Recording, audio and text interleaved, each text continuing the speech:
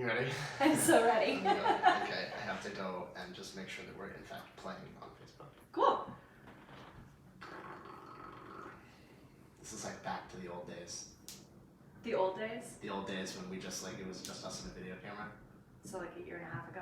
Yeah. Literally a year and a half ago. Yeah. Okay. Here we go. Oh god, it's nerve-wracking. I don't know how to do this without music, so I'm gonna just play the music. I can just. I got it right here. Okay.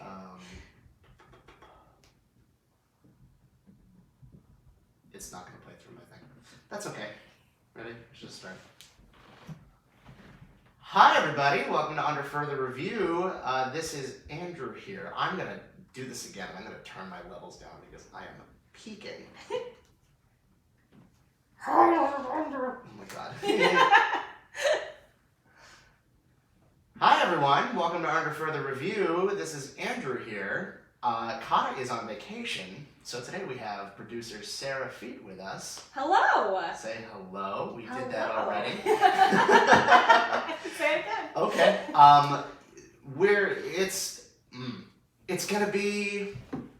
Why don't I know how to do this? Nervous. I guess I am just nervous. We're in Inwood. This is my apartment. Yeah. We haven't done a show here before. This is cool. It's a change of scene. Yeah, we're flying a different plane today. No one, I guess, is flying the plane because it's just me in control of the video for Facebook too, and I don't know what I'm doing at all. No, we're both in economy class. This is true. Watching it go down. Sarah is the producer here at Under Further Review. Yes. She is responsible for a multitude of different things. The main one being she gives us all of our amazing ideas because we can't come up with them ourselves. Okay, that's not true. I contribute to the ideas and the general structure of the show. Also, this is a new thing. I've only really been here since season 2 started. Right. Because I was a fan of yours. I knew you last year for years before that, and you talked to me about maybe coming on and contributing some thoughts and ideas because I do producing in other capacities. Well, it kind of started with the dog show when we told last year when we told you that we went to the dog show and you had made the suggestion to go and maybe cover something like esports, which I thought was a great idea because why not go out and cover all the sports? Yeah. Well, at least all the sports, including the ones that people don't really associate as being sports. Right. And so from that moment, I was like, I think there's something here. As Sarah said, Sarah and I have known each other for a long time. And we finally brought her on as producer this year, and she has really, really helped us in a number of ways. Nice. Tell us about yourself. So you're from Ohio. I am from Ohio, yeah. Okay, so from a sports perspective, where does that leave you as far as allegiances go? Okay, so I am from a town right outside of Columbus, Ohio, called Dublin. Dublin fully leans into its name of being Dublin. So Irish? So we have an amazing Irish festival. I used to be in an Irish fiddle band that would play there. Do you play the fiddle?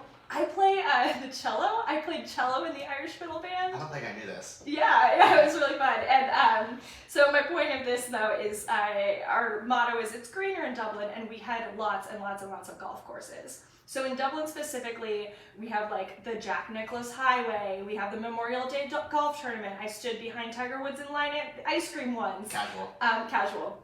But then we're right outside of Columbus, so OSU is a part of the culture. It's a huge part of the culture, even just in the outer lying suburbs of Columbus. I have a lot of memories, especially in elementary school, of going to Girl Scouts, and then on the way back from a Girl Scouts hike, we would stop by this woman's garage, and she had made a horseshoe cake. And it had nothing to do with the badge we were getting. She just really wanted to show off the horseshoe cake. And my teachers were always coming in gear on game day.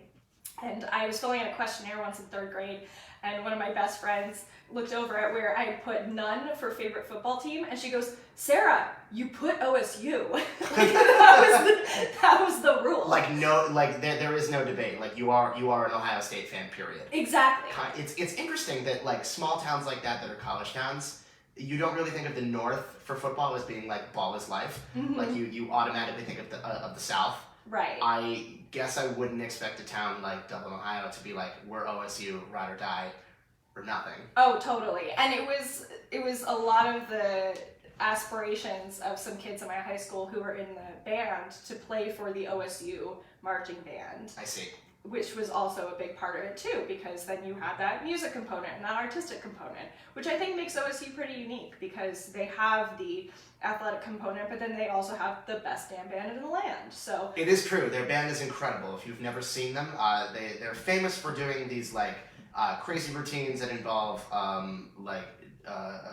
it's basically animation. Pretty much. It's pretty much animation. Yeah. Yeah, they'll show them on Instagram every week where it's like, they did Michael Jackson this week, and so they did, the band is like a 2D moonwalk on the field. Or they did one like tributes to like classic TV shows. Yeah. Or when they do I don't know, when they play against Michigan, like it'll be some kind of themed thing, but it also involves like tearing the Michigan flag in half. Yes, exactly. Exactly. And all around town too, whenever it's not just Columbus, but it's in the outlying suburbs too. Whenever it's a weekend where we are facing Michigan, you start to see all of these X's on M's all around town. Because they outlaw the M. Yes. That makes sense. Yeah. So that was always a part of my culture growing up. And I didn't go to OSU myself. My brother did go to OSU, but wasn't super into the sports scene there, but had friends who were in the band there. And my sister has also taken some classes at OSU as well. So it is part of our family. And even though my family's not a huge football family, we still would get really excited when OSU was doing very well. Have you ever been to a football game there? I haven't, no. You haven't? I would love to, but I haven't. You need to go. I just feel do. like that's something that you need to do. I do, yeah. Hold on, I'm adding this to Facebook right now. Okay, great. I have been in the stadium though, because that's where my brother's graduation was. So I've been in the horseshoe, but not for football. Fair enough. Okay, so that's college, right? So all of your college is skewed to OSU based just on geographic location. Yes. How about professional teams? Professional teams? Because you're an Ohio transplant from Dublin, Ohio, who's come to New York City. Yes. Where do your professional allegiances lie? Because that, honestly, like, Kata and I could really kind of care less about college football. I mean, my college didn't have a football team. Her college didn't really have a football team. Although you're a Notre Dame fan. Yeah, my dad went there. That's kind of why I'm a football fan for Notre Dame by proxy. Oh yeah. And she went to Fordham, and I don't really consider Fordham to be a football school, even though they do have a football team, go Rams. Right. Yeah. That's a really good question. I was never a Browns or Bengals fan. Those cities and... You saved yourself, apparently. Yes, yes. Even though Ohio's not a huge state, it is fairly large. It's larger than people usually think.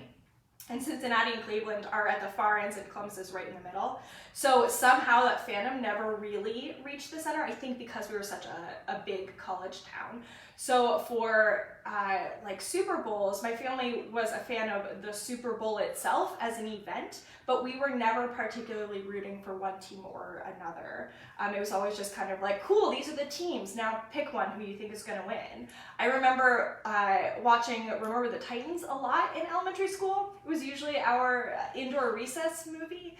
So what a great indoor recess movie. Yeah. Ours was always Finding Nemo. You guys got to watch Remember the Titans? That's incredible. Yes. Also, Finding Nemo wasn't out when I was in elementary school. No, that's fair enough. Yeah. No, that's true. Okay, so Finding Nemo was like our foreign language one, where they if the teachers didn't want to teach, they'd just throw on Finding Nemo in French with English subtitles. Really? Right. Oh, that's fantastic. I wish they'd done that in my school where they would throw on movies with like Spanish subtitles. Imagine being a little bit closer to bilingual just because whenever teachers got bored. Exactly right. That's an amazing idea. But no, we watched Remember the Titans a lot. So my grandparents also live in Tennessee, and I just kind of then assumed the position of Tennessee Titans fan.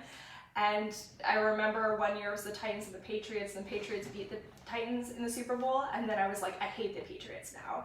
But over the years, that's all dissipated. I have not found one allegiance or another to an NFL team. It's been a really interesting journey playing fantasy football now because I'm finally getting to know NFL teams more. Right. Sarah actually plays in the fantasy football league that I run at our other place of work. Yes, which I'm really excited to get more into later because I have learned so much this year, especially after my really bizarre and unique take on fantasy last year. Correct. But yeah, so I've been finding teams that I like through that process. For a while in middle school and high school, I thought I might be a Seahawks fan, but that kind of has gone away too. So that's still a personal journey I'm on. How about right now? Who's your team in the moment right now? At least for pro football. Okay. Well, actually, we had talked at one point about how the Raiders, if I were to pick any team based on the outfits they wear, it would be the Oakland Raiders. Okay. I'm very much into that like black spikes look. Silver and black, yeah. Yeah, that silver and black. It's a good look. Yeah. Because I have Prescott and Amari Cooper on my team, and I've been relying on them a lot in fantasy. I've been following the Cowboys. I know that that's not really in vogue anymore. You're lucky because they're always on TV.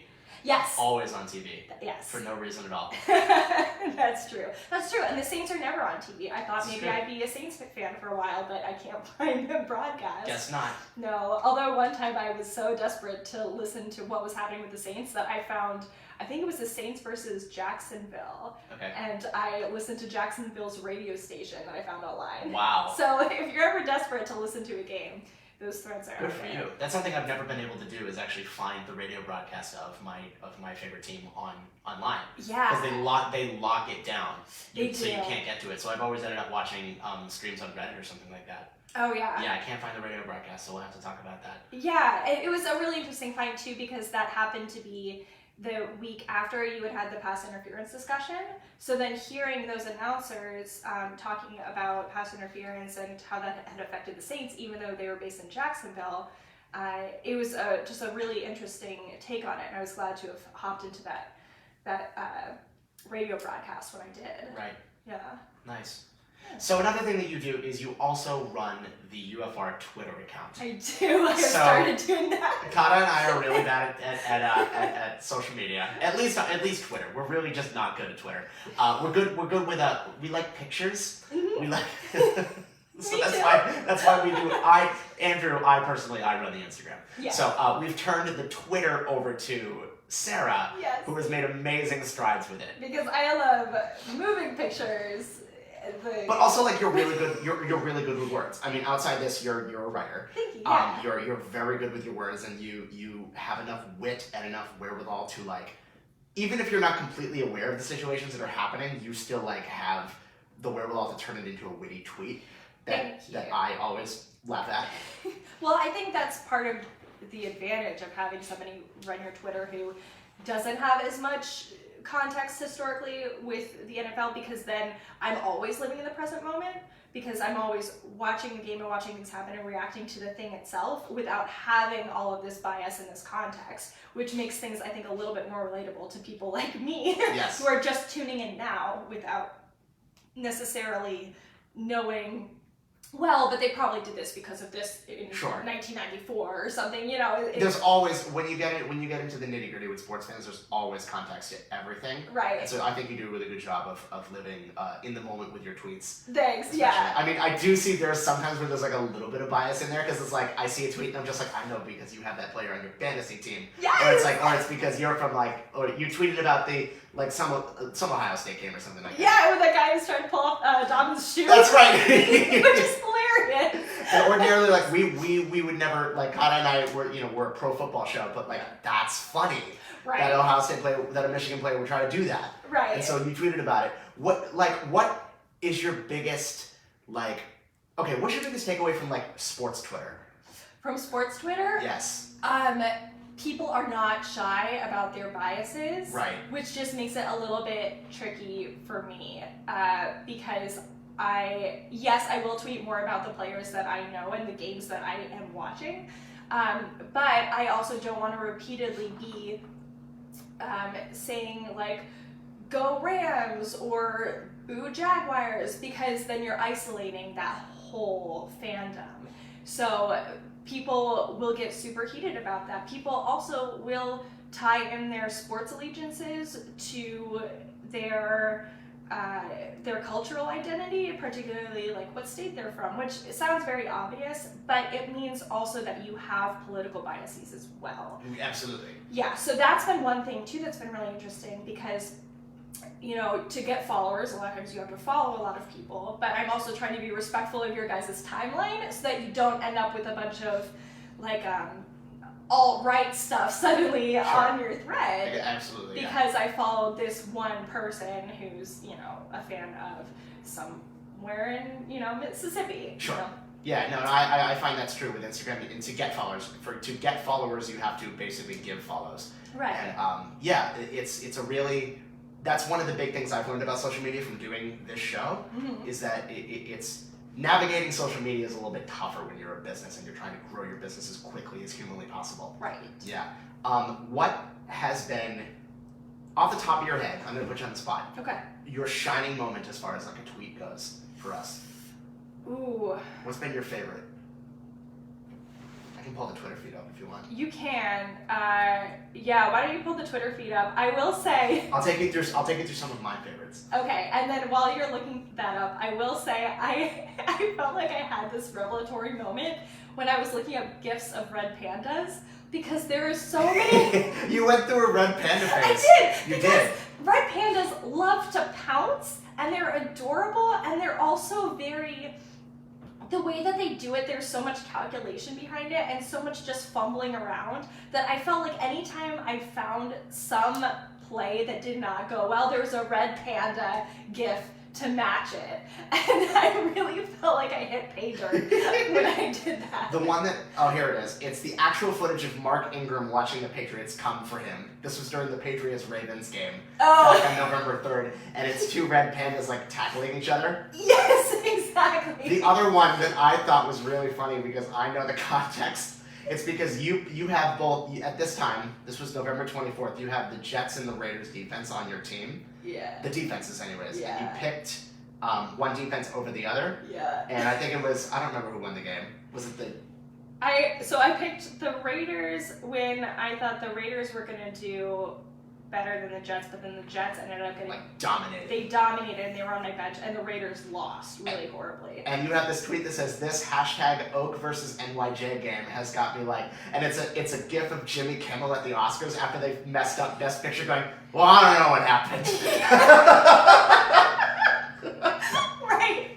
As you can tell, the Twitter feed has really helped me process some very negative, dark emotions. I can tell. Yeah. Yeah, absolutely. Which I think is one of the really fun things about it too, is because I see a lot of these people doing the same thing, where they're probably on their couch alone, mad at their team, and they're using Twitter as a way to process those feelings. Absolutely. So one of the fun things about Twitter is being like, hey, I hear you. Maybe I'm not a fan of the Cardinals, but I totally see why you'd be upset about this. Social media is great, man. It brings people together. Yeah. For yeah. sure. Yeah. Speaking of social media, please do us all a favor and follow us on all of our social media accounts. You can follow us on Facebook, Instagram, and Twitter using the handle @UFR Podcast. We're also found on YouTube. If you're interested in listening to our podcast, which you should be because you are right now, it comes out every Thursday wherever you can find podcasts, except for Spotify because we're not that cool yet. If you have any emails, if you have any questions or comments that you want to send our way, please go ahead and do that. You can find us at andrewandkata@gmail.com. And if we like it, which we probably will because honestly we don't get much fan mail, we'll probably read it live on the air. And yeah, please slide in those DMs because we love the love. But don't make it too gross. I'm going to be the first one on the front line. Yes, this is true. Sarah's our social media screener. Yeah, exactly. Alrighty, we're gonna take a quick break, and when we come back, we're gonna talk about an instance of chicanery that happened pre the Patriots-Chiefs game. I can't wait. And also, we've got a little bit of fantasy football to talk about, and Sarah's got some insight to share with us. So stick around, and we'll be right back. Audio's clear.